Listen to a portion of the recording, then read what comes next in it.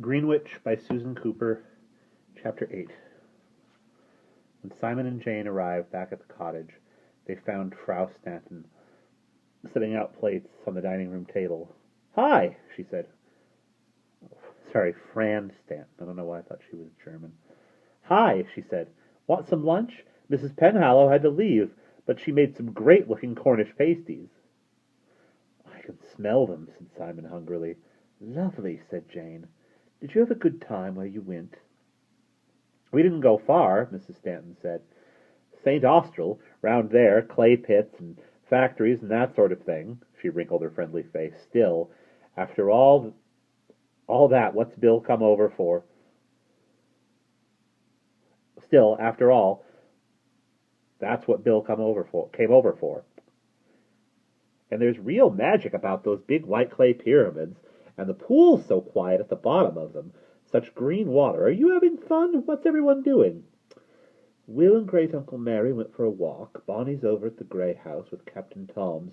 We're supposed to go there this afternoon. The captain wants us to stay for supper," Jane said, boldly improvising. "That is, if you don't mind." "Perfect," Fran Stanton said. "Bill and I shan't be eating here anyway. I left him seeing some guy near St. Austral, and I have to go back tonight to pick him up. This afternoon I came back just to be lazy. Let's eat, and you can tell me all about the Greenwitch deal I wasn't allowed to watch, Jane." So Jane, with some difficulty, gave a description of the making of the Greenwitch as a gay all-night party and outing for the local girls, while Simon wolfed down Cornish pasties and tried not to catch her eye. Mrs. Stanton listened happily, shaking her blonde head in admiration. "It's just wonderful the way these old customs are kept up," she said.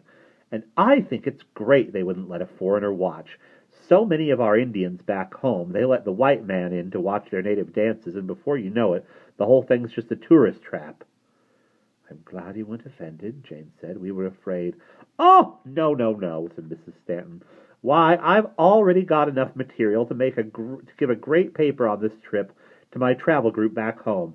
We have this club, you see. It meets once a month, and at each meeting someone gives a little talk with slides on somewhere she's been. This is the first time," she added a trifle wistfully, "I shall have anywhere unusual to talk about, except Jamaica, and everyone else has been there, too." Afterwards, Jane said to Simon, as they scrambled down toward the harbor, "She's rather sweet, really. I'm glad she'll have us to talk about to her club."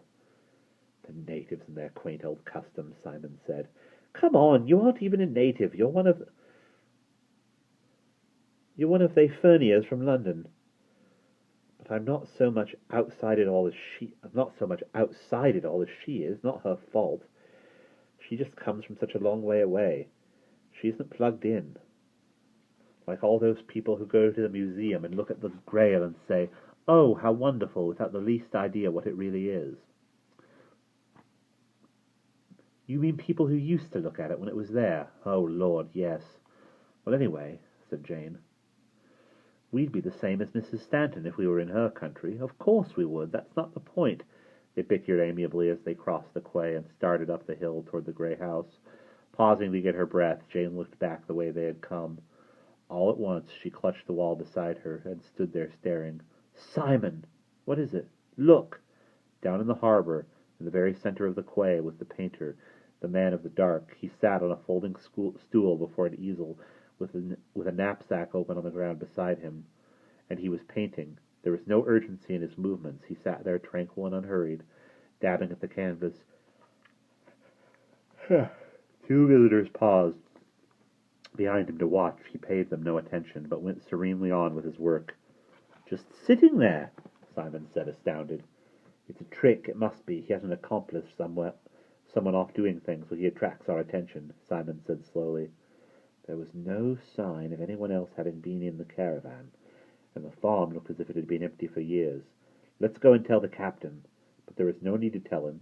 At the Grey House they found Barney perched in a small high room overlooking the harbor, studying the painter through Captain Tom's largest telescope. The old man himself, having let them in, remained below. This foot of mine," he said ruefully, "isn't too grand at climbing up and down stairs." "But I bet you could see as much with your eyes shut if you want." But I bet he could see as much with his eyes shut if he wanted to, as I can through this thing, Barney said, squinting down the telescope with one eye closed and his face screwed up. He's special, you know. Just like Gummery, they're the same kind. What kind is that, I wonder, Jane said thoughtfully.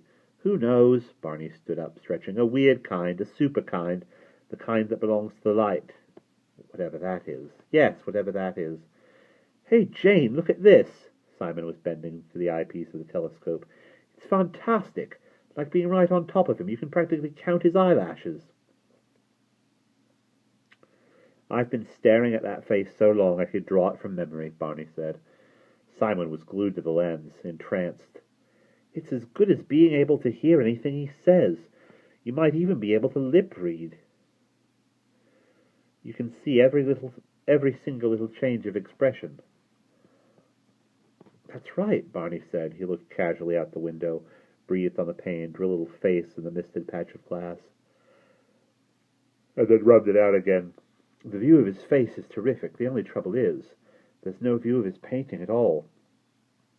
Jane had taken her turn at the telescope now. She gazed nervously at the face caught out of the distance by the powerful lens, a dark-browed face, grim with concentration, framed by the long, unruly hair. Well, yes, from this angle, of course, you're just looking at the back of the easel, looking down at his face over the top of the canvas, but that's not important, is it? It is if you're an artist like Barney, Simon said. He clasped his head, striking an extravagant artistic pose. Ha ha, said Barney with heavy patience. It's not just that. I thought the picture might be important. Why? I don't know. Captain Toms did ask me what he was painting. What did he say when you said you couldn't see? He didn't say anything. Well then. Your painter doesn't change his expression one bit, does he? Jane was still preening. Just sits there, glaring at the canvas. Funny. Not very funny, Simon said. He's a glaring sort of man. No, I mean it's funny he doesn't look anywhere else. If you watch Mother when she's painting a landscape, you can see her eyes going up and down all the time, flickering from whatever it is she's painting, down to the picture and then back again. But he's not doing that at all. Let me have another look. Barney edged her aside and stared eagerly into the lens, grabbing his blond forelock out of the way. You know you're right. Why didn't I notice that? He thumped his knee with his fist. I still don't see what there is to get excited about, Simon said mildly. Well, perhaps it's nothing, but let's go and tell Captain Toms anyway. They clattered down 3 flights of stairs into the book-lined living room at the front of the house. Rufus stood up and waved his tail at them. Captain Toms was standing beside one of the bookcases, gazing at a small book open in his hands. He looked up as they rushed to him and closed the book. What news, citizens? He said. Barney said, He's still there, painting, but Jane just noticed something. He's not painting from life. I mean, he just looks at the canvas without even glancing at anything else at all. He might just as well be painting in his caravan as painting here, said Simon, his mind now in gear. So he can't really be here to paint. He must be here for some other reason. That may be quite right, Captain Tom said. He parted the books on the nearest shelf carefully and slipped his volume back. And then again, it may not be quite right. What do you mean? Jane said. The painting and the other reason may be one and the same. The only trouble is, Captain Tom stared at his books as if willing him to speak, I can't for the life of me work out what that thing is all about. And there we will pause.